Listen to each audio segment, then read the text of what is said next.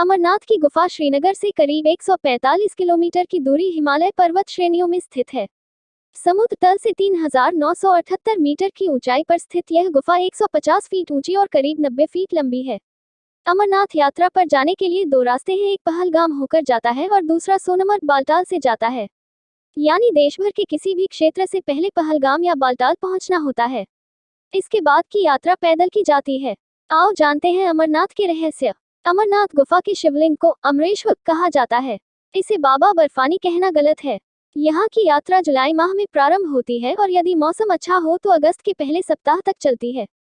हिंदू माह अनुसार आषाढ़ पूर्णिमा से प्रारंभ होती है यात्रा और पूरे सावन महीने तक चलती है। ऐसी मान्यता है कि भगवान शिव इस गुफा में पहले पहल श्रावण मास की पूर्णिमा को आए थे, इसलिए उस दिन को अमरनाथ की यात्रा को विशेष महत्व मिला।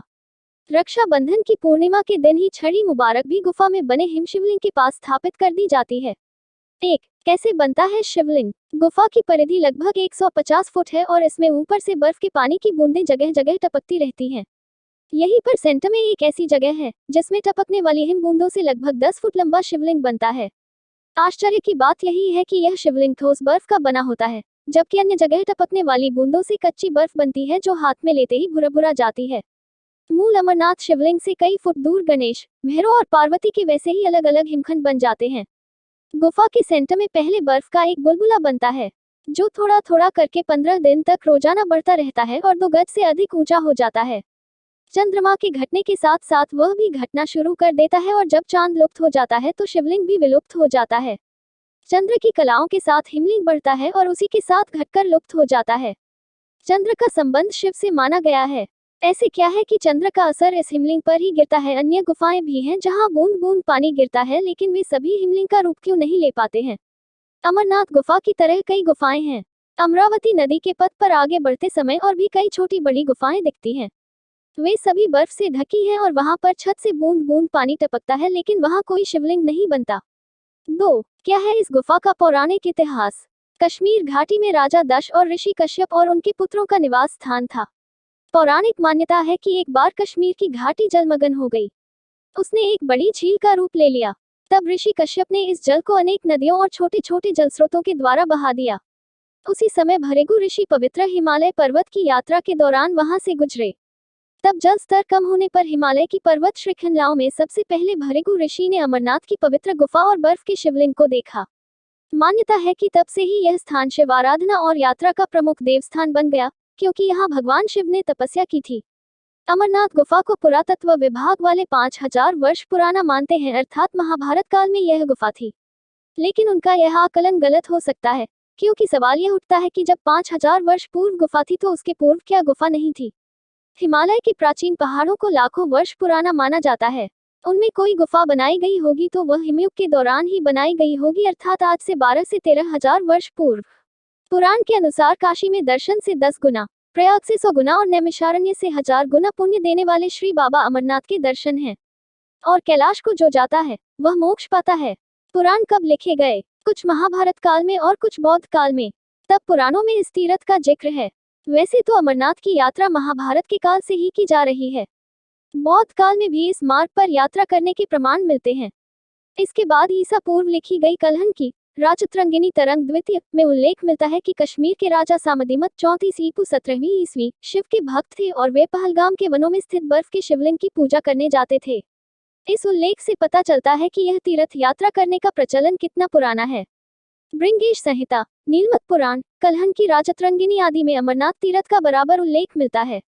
भृंगेश संहिता में कुछ महत्वपूर्ण स्थानों का उल्लेख है जहां तीर्थयात्रियों को अमरनाथ गुफा की ओर जाते समय धार्मिक अनुष्ठान करने पड़ते थे।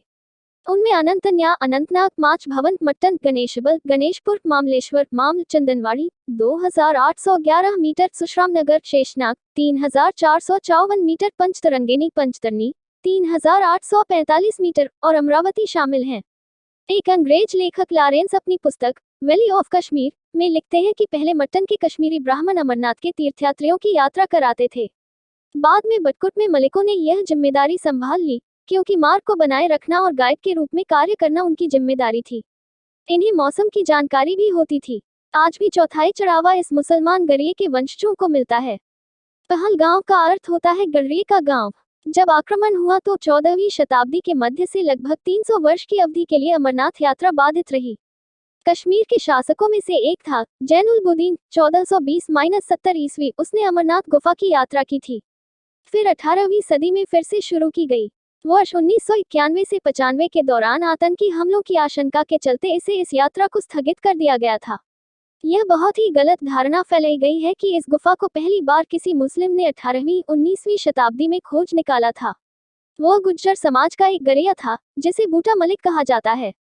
क्या गरिया इतनी ऊंचाई पर, जहां ऑक्सीजन नहीं के बराबर रहती है, वहां अपनी बकरियों को चराने ले गया था? स्थानीय इतिहासकार मानते हैं कि 1869 के ग्रीष्मकाल में गुफा की फिर से खोज की गई और पवित्र गुफा की पहली औपचारिक तीर्थयात्रा 3 साल बाद 1872 में आयोजित की गई थी। इस तीर्थयात्रा में मलिक भी साथ थे। स्वामी विवेकानंद ने 1898 में 8 अगस्त को अमरनाथ गुफा की यात्रा की थी और बाद में उन्होंने उल्लेख किया कि मैंने सोचा कि बर्फ का लिंग स्वयं शिव है। मैंने ऐसी सुंदर, इतनी प्रेरणादायक कोई चीज नहीं देखी और न ही किसी धार्मिक स्थल का इतना आनंद लिया है। इस गुफा का महत्व इसलिए नहीं है कि यहाँ हिम शिवलिंग का निर्माण होता है। इस गुफा का महत्व इसलिए भी है कि इसी गुफा में भगवान शिव ने अपनी पत्नी देवी पार्वती को अमृतत्व का मंत्र सुनाया था और उन्होंने कई वर्ष रहकर यहाँ तपस्या की थी, तो यह शिव का एक प्रमुख और पवित्र स्थान है। शिव के 5 प्रमुख स्थान हैं। 1 कैलाश पर्वत, 2 अमरनाथ, 3 केदारनाथ, 4 काशी और 5 पशुपतिनाथ। दरअसल शास्त्रों के अनुसार इसी गुफा में भगवान शिव ने माता पार्वती को अमृतत्व का रहस्य बताया था।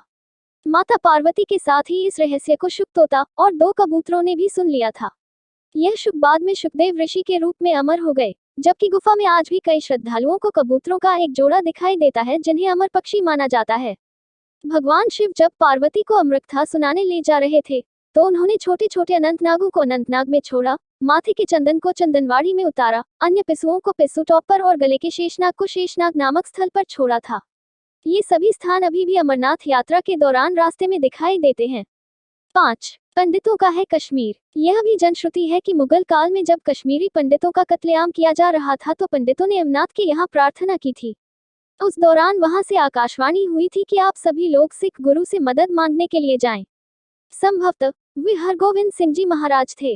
उनसे पहले अर्जुन देव जी थे। अर्जुन देव जी से लेकर गुरु गोविंद सिंह जी तक सभी गुरुओं ने मुगलिया आतंक से भारत की रक्षा कर उन्होंने कश्मीर को बचाया था। दरअसल मध्यकाल में कश्मीर घाटी पर विदेशी, ईरानी और तुर्क आक्रमणों के चलते वहां अशांति और भय का वातावरण फैल गया, जिसके चलते वहां से हिंदुओं ने पलायन कर दिया।